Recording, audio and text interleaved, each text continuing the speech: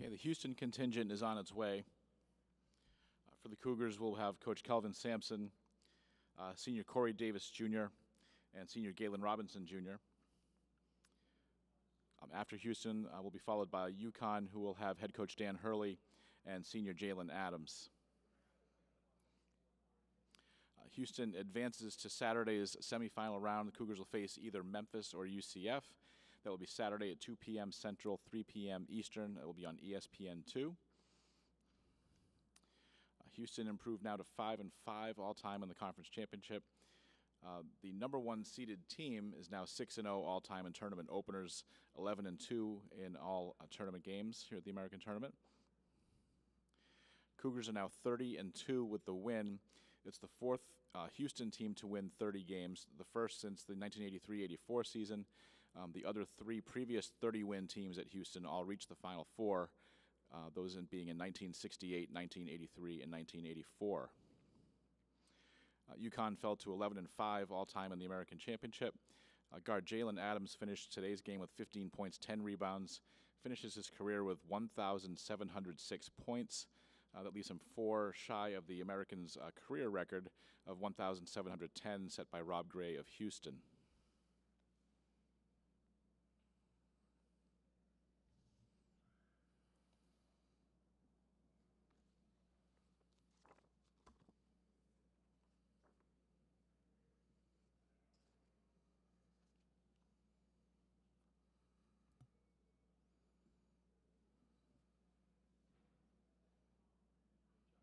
Yes, sir.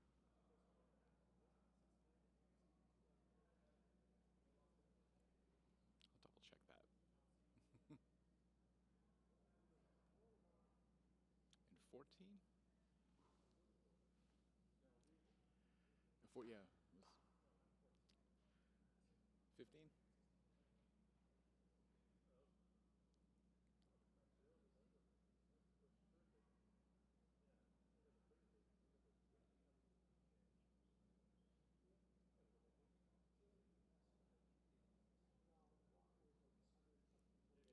I think it might have been SMU that year. Yeah.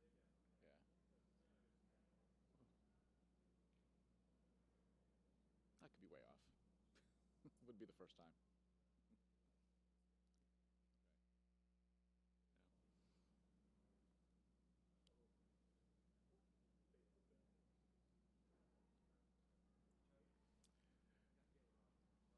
We're good? Okay, thank you.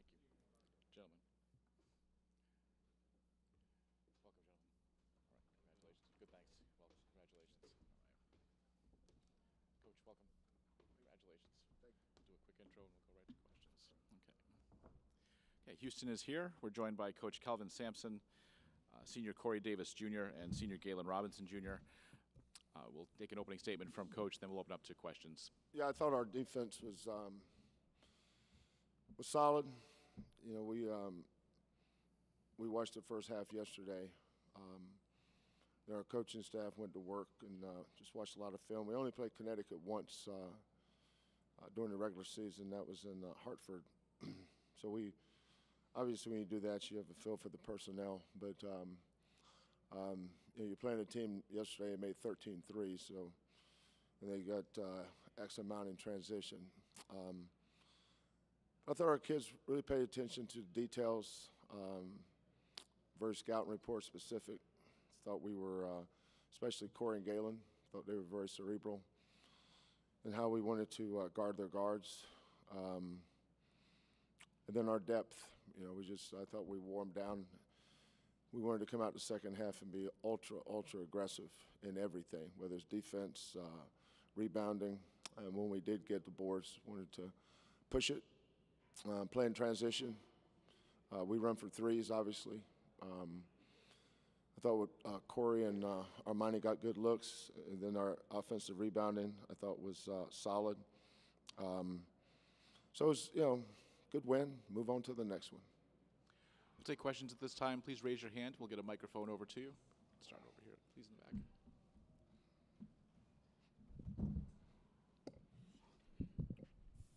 Kelvin, how important was it for your team to maintain its focus and intensity going into this tournament, knowing what's still to come but that this tournament is just as important to you guys for what you want to build this year. Yeah, I think that goes back to our culture and the things that we emphasize. I think that's a overused, misunderstood word. It seems like in the last 10 years, everybody talks about culture, but you know, culture's the way you do everything in your program. You know, I thought our kids tonight played, you know, whether it's getting on the floor after loose balls, being enthusiastic for each other's success, just played as a team. You know, and I don't differentiate what tournament or what game. Whether we're playing Alabama A&M or Oregon, LSU, St. Louis, whoever we play, you know, my approach is always the same. You know, we know, you know, it is nice to know that we're going to be a pretty good seed in the NCAA tournament, but we've earned that. You know, this our next game is tomorrow against UCF or Memphis. You know, we're going to try to win that game. Whether we're good enough or not, we'll see.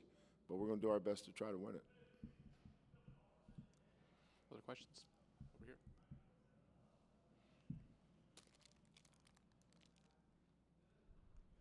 Coach Sampson, what was the key to limiting them to just hitting 3 3-point shots over the course of the entire game? Everything evolves around 3 actions. They usually get their pick and roll, their shots out of pick and rolls, where if you squeeze in tight from the weak side and take away the roller, Jalen especially does a good job of skipping it to the open man on the weak side. What we really worked on was, we call it back pressure. You know, once we get him dictated and headed in the right direction with our big, I thought Galen especially did a great job of being active with his hands, and he forced a ball with a little air under it, or a hump, if you will, and that allowed us to get there and make them drivers versus shooters. But, you know, again, these 2 guys are seniors. This is our 32nd game.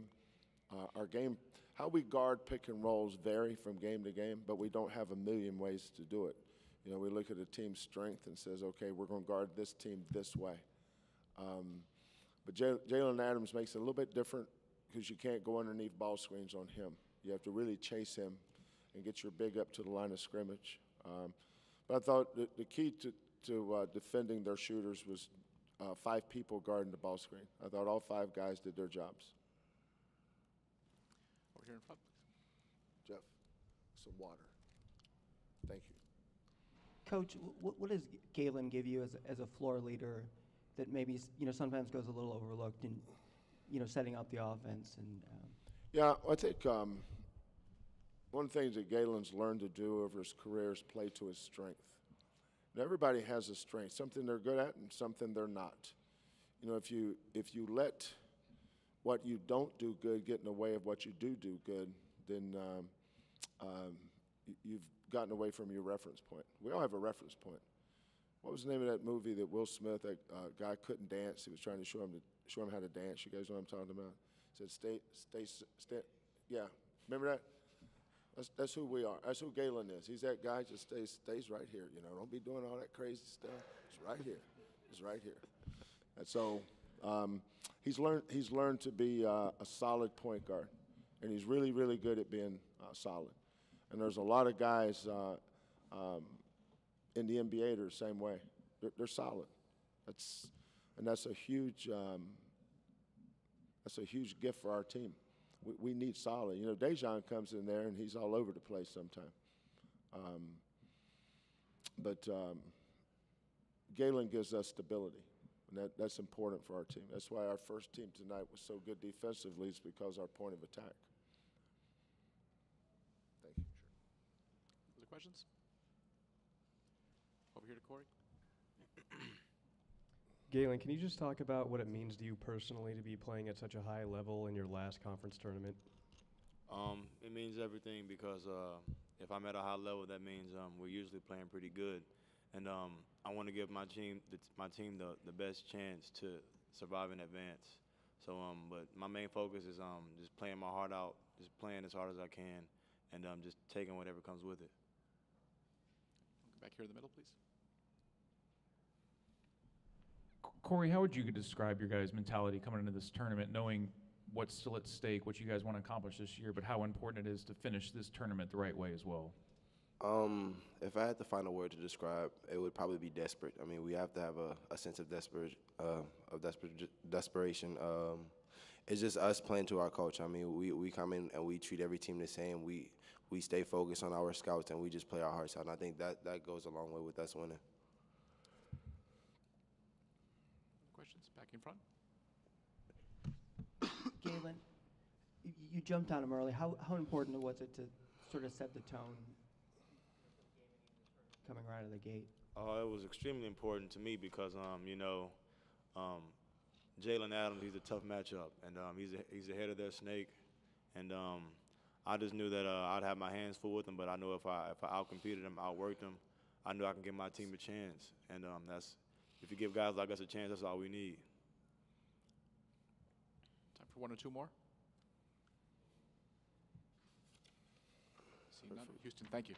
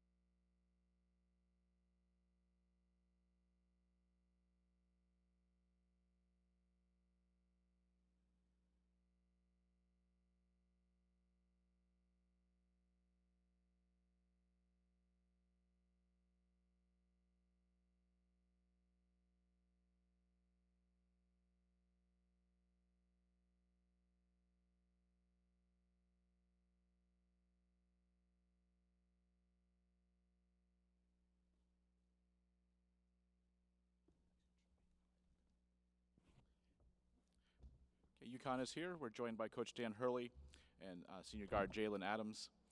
We'll begin with an opening statement from Coach, then we'll open up to questions. Obviously, crushing loss, perfect storm. Out there playing. Obviously, incredible team, deep, incredibly well coached. Obviously, Final Four caliber team. And it was just kind of the perfect storm, we were probably, at our worst offensively, which, had obviously something to do with the level of defense that they play, and depth and everything. But just, a really tough way to end a year where, we felt like we were making progress, and just a tough way to end the season. And now, obviously, several months to stew over this and what happened. So several months to stew over this. Take questions for Coach Hurley or Jalen. Raise your hand. We'll get a microphone over to you. Start over here, please. Coach, you pulled everyone in with about 8:40 left when they were reviewing for Josh. Can you talk about what you told everyone at that time? Yeah, I'm trying to think about that.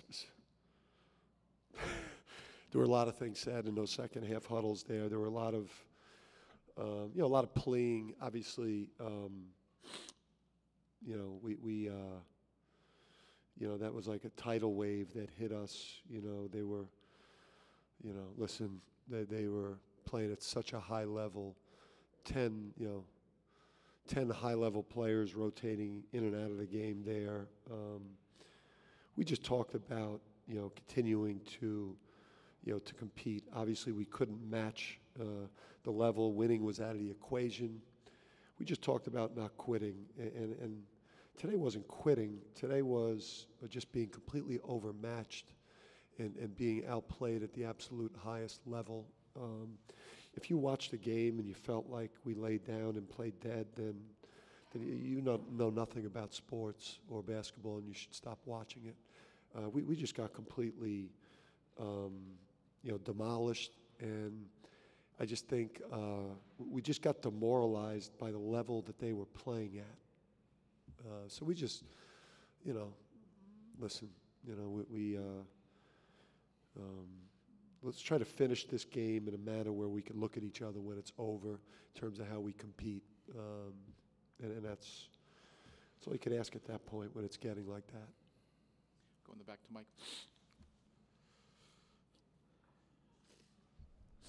Dan, a lot of ups and downs and kind of a roller coaster season right to the last 2 days, where yesterday was really a feel-good moment and today, obviously, not so much. And you saw the team that's kind of setting the bar for this conference now.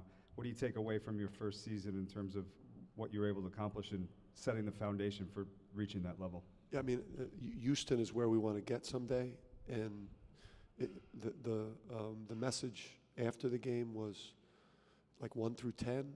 That's how good we've got to get. I mean, at times out there,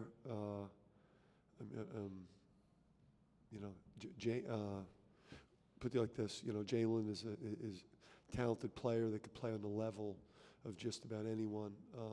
But I think it was just kind of a humbling reminder of just how far we have to go, both from a recruiting, a development standpoint, and it's going to take us some time.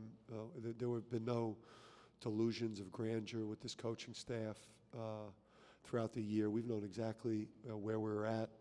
If we don't have the injuries and, to Alterique and Jalen, obviously we could have represented ourselves maybe better throughout the course of the year, but we've known where we're at, how far we have to go. And again, like, you want to get to the level, we want to get to the level where Houston's at. That's a Final Four contending program, championship caliber program. That's where UConn is used to being. We just saw how far the distance is that we've got to go, and it's vast, and it's recruiting, it's player development, it's culture, character. In front of Dave.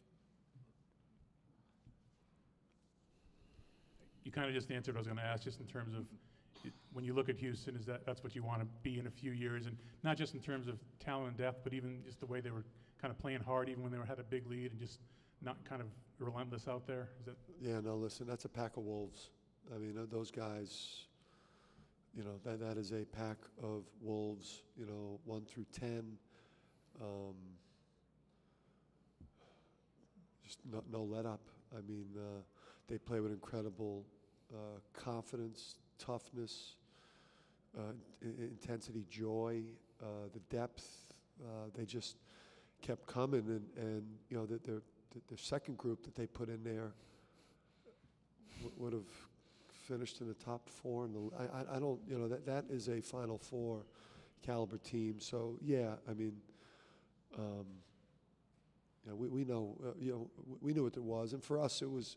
Listen, we had to go all in with our preparation for South Florida. I'm not making excuses for these guys, but having basically, a half a day prep to prepare for that team was not a very good recipe for us either coming in. But yeah, no, that's where we want to get to, and it's going to take us a little bit of time. Gavin? What will you remember about your career the most, and what do you think about how your senior season went? Just my time here, I think the connections I made, like on and off the court. Some of them will last a lifetime, and just on the court, I feel like I've learned so much about myself, so many lessons, how to handle adversity when things aren't going my way. Kind of have to just go with it. You can't really get too high or get too low on yourself. You just got to stay balanced and just keep a level head. So that's really what I learned from being here. And I think my senior season has been probably my biggest season for me mentally. I think since coaches got here, he's pushed me to limits I haven't been pushed before, and I think that's why I've probably had my best season since I've been in college basketball. So, appreciate you. Over here to Dom, please. Yeah, Jalen, what went through your mind as the game was winding down and, the finality of things? Your career is coming to an end. Coach pulls you out. I know you had a moment with him on the sidelines. Just kind of what went through your mind and what kind of transpired there? A whole bunch of emotions, but I think mainly I try to think about the good things more than the bad things. So just seeing all my brothers standing up for me, I don't know. It's definitely like it hits a soft spot in your heart. All the love that you see on your team is different from college basketball to the next level. It's different. You're never gonna have like that same. People are never gonna have that same genuine love for you. So I don't know. I don't know. I can't tell you exactly what I think. It's a lot, but it's definitely feeling the love for my teammates. Time for one or two more. Go here in front, please.